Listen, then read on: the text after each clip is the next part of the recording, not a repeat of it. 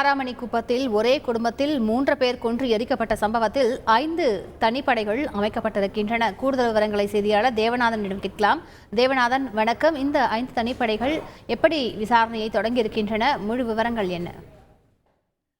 கடலூர் அருகே உள்ள காராமணிக்குப்பம் பகுதியைச் சேர்ந்த ஐடி ஊழியரான சுதன்குமார் இன்று காலை அவருடைய வீட்டுல திடீரென புகை வந்ததாக அருகில் உள்ளவர் காவல் நிலையத்தில் தெரிவிச்சிருக்காங்க. மேலும் துர்நாற்றம் வீசி வருவதாக அவர்கள் தெரிவித்த தகவலை தொடர்ந்து கடலூர் மாவட்ட காவல்துறையினர் அந்த வீட்டிற்கு சென்று வெளியில் இருந்த பூட்டை உடைத்து உள்ளே பார்த்தபோது உள்ளே 3 பேர் தீ வைத்து எரிக்கப்பட்ட நிலையில் உயிரிழந்து கிடந்தார்கள். அப்போது போலீசார் விசாரணை மேற்கொண்ட போது ஹைதராபாத்தில் ஐடி ஊழியராக பணிபுரிந்து வரும் சுதன்குமார் மற்றும் அவரது தாயார், சுதன்குமாருடைய 10 வயது மகன் நிஷாந்தன் ஆகிய 3 பேரும் தான் கொலை செய்யப்பட்டு தீ வைக்கப்பட்டிருந்தது தெரிய வந்தது. முதலில் தற்கொலையாக இருக்கலாம் என்று போலீசார் விசாரணை மேற்கொண்ட போது வீடு முழுவதும் ரத்தக்கரைகள் படிந்திருந்ததை தொடர்ந்து இது கொலைதான் என்று போலீசார் உறுதி செய்தனர். இந்த நிலையில் கடலூர் மாவட்ட காவல்துறை கண்காணிப்பாளர் ராஜாராமன் அந்த வீட்டிற்குள் 3 மணி நேரம் ஆய்வு மேற்கொண்டார். அவருடன் தடய அறிவியல் துறையினர் மற்றும் கைரேகை நிபுணர்கள், மோப்பநாய் உதவியுடன் போலீசாரும் என பல்வேறு கோணங்களில் அந்த ஆய்வானது மேற்கொள்ளப்பட்டது. 3 மணி நேர விசாரணைக்கு பிறகு இறந்தவர்களின் உடல்கள்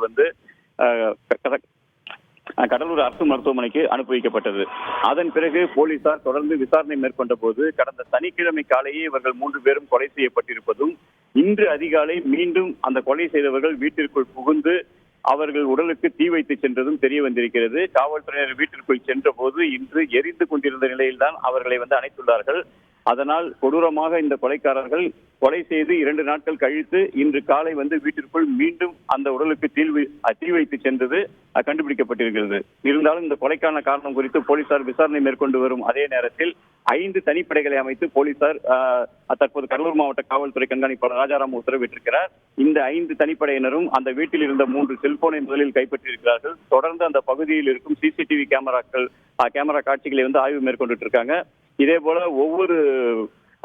ஒவ்வொரு தனிப்பிரிவினரும் ஒவ்வொரு கோணத்தில் தங்களது விசாரணையை உடனடியாக துவக்கியுள்ளார்கள். இந்த விசாரணையின் முடிவில் கொலை செய்தவர்கள் யார் என்பது தெரியவரும். கூடுதல் விவரங்களுக்கு நன்றி தேவநாதன். செய்திகளை உடனுக்குடன் தெரிந்து கொள்ள உடனே சப்ஸ்கிரைப் பண்ணுங்க.